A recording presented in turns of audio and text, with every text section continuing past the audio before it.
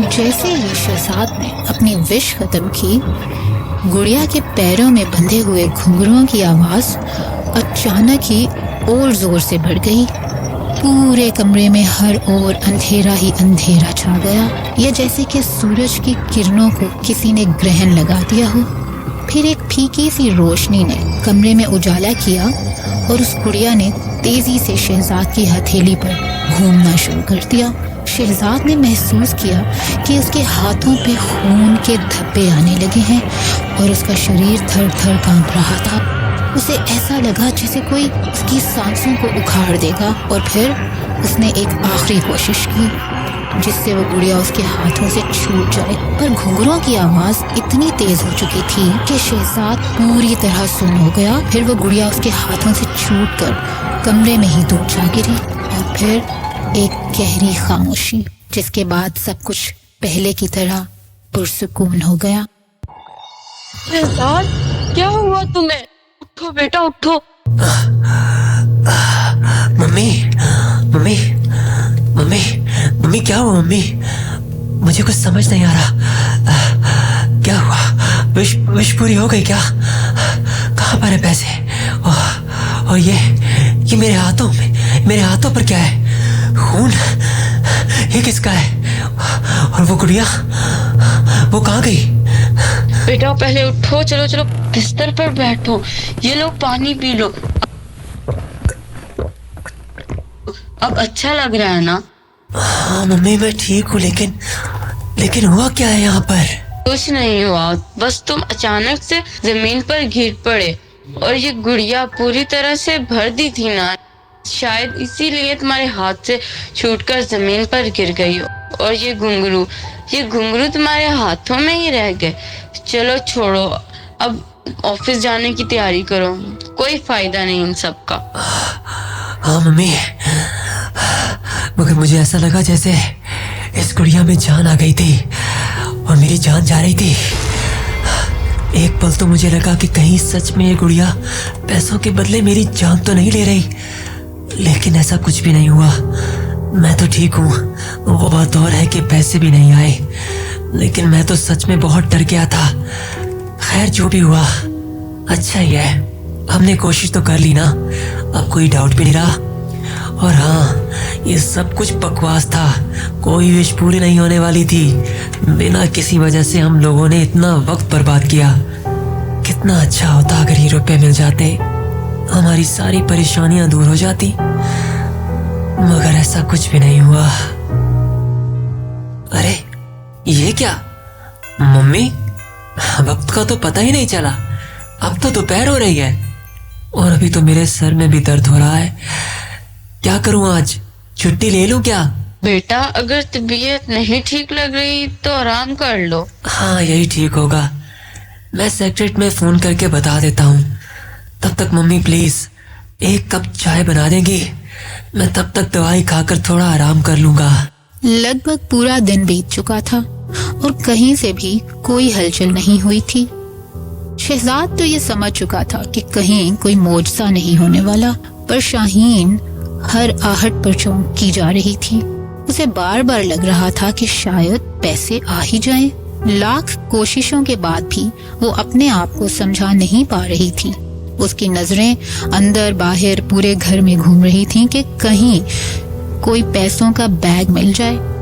इसी में शाहीन की नजर सामने सड़क पर खड़े एक आदमी पर गई। शहजाद जरा इधर तो आना। क्या हुआ मम्मी? जरा सड़क पर खड़े इस आदमी को तो देखो, कुछ अजीब सा बर्ताव कर रहा है। लगातार वो हमारे घर को ही घूरे जा रहा है, बार बार हमारे दरवाजे तक आता है और फिर वापस इस जगह पर जाकर खड़ा हो जाता है। मम्मी मुझे चेहरा तो दिख ही नहीं रहा है यहाँ से, और मम्मी होगा कोई, क्या पता किसी का इंतजार कर रहा हो। हमें क्या करना है? आप छोड़िए, बस आप ये बताइए कि पापा कब तक आएंगे? अब तो शाम हो रही है, अभी तक पापा फैक्ट्री में ही है क्या? लगता है आज पीएफ के पैसे लेकर ही आएंगे। चलो सही है, 1 करोड़ ना सही, कम से कम पीएफ के पैसे तो मिल ही रहे हैं ना। आ रहे होंगे, मैंने फोन किया था दोपहर में, उठाया ही नहीं, लेकिन अभी दोबारा कर लेती हूँ।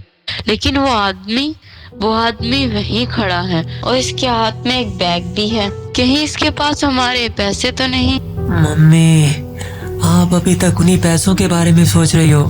भूल जाए उन पैसों को।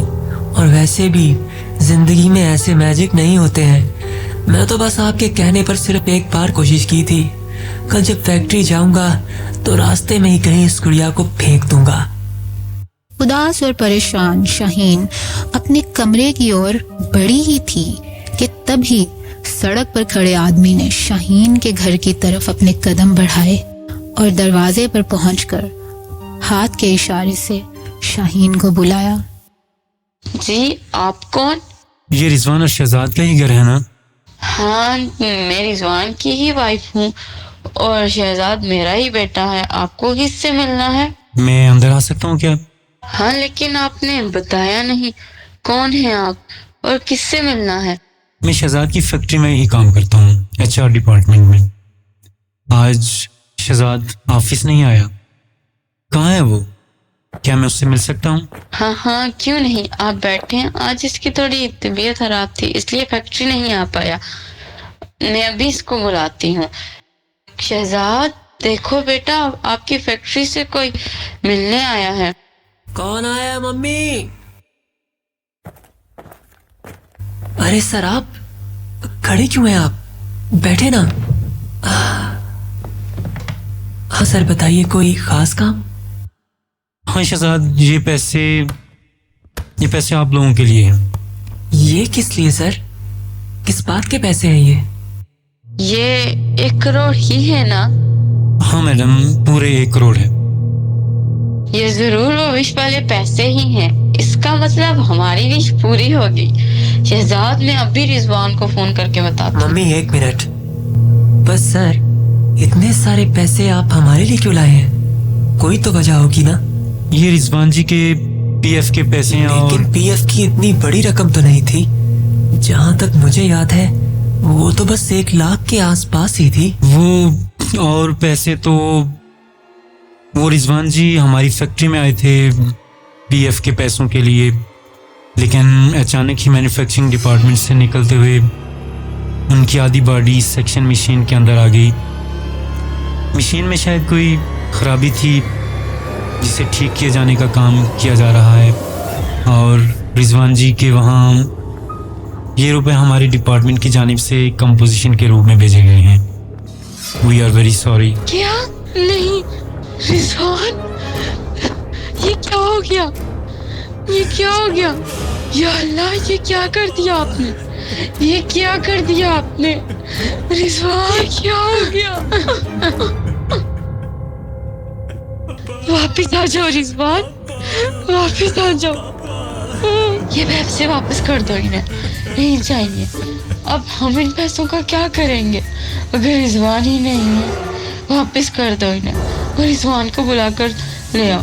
जरूरी हो तो मेरी जान ले लो, मेरी जान ले लो, लेकिन रिजवान तुम वापस आ जाओ। प्लीज संभालो अपने आप को। मैं भी फैक्ट्री जाके देखता हूँ पापा को। लेकिन मैं भी फैक्ट्री जाके देखता हूँ पापा को। पापा, लेकिन देखा ना, मुझे पहले से ही पता था कि अगर पैसे आए तो कुछ बहुत बुरा ही होगा। और बस ये नहीं समझ पाया कि किसी की जान भी जा सकती है, और वो भी पापा की। ये तो कभी सोचा भी नहीं था। नहीं तो मैं इस डॉल से कभी कुछ मांगने की कोशिश भी नहीं करता। और फिर चाहे आप या पापा कितना ही जोर क्यों न लगा देते। और अभी तो मुझे समझ में नहीं आ रहा है कि मैं क्या करूं, कैसे करूं। सारी गलती मेरी है। मुझे पापा की बात माननी ही नहीं चाहिए थी। पापा।